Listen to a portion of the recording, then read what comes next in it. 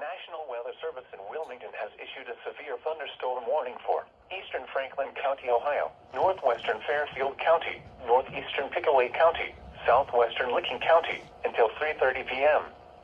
At 2:38 p.m., a severe thunderstorm was located near Grove City, moving east at 40 miles an hour.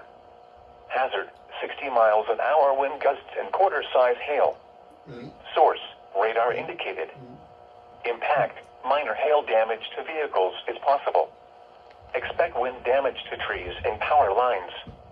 Locations impacted include Columbus, Lancaster, Reynoldsburg, Grove City, Upper Arlington, Gahanna, Tickerington, Bexley, Pawhuska, Canal Winchester, Groveport, Baltimore, Buckeye Lake, Hebron, Millersport, Granville South, Ohio State University, Beechwood Trail, Easton and Summit Station.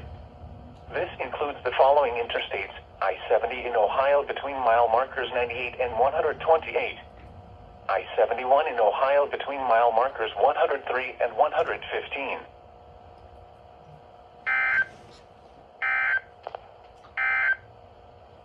A severe thunderstorm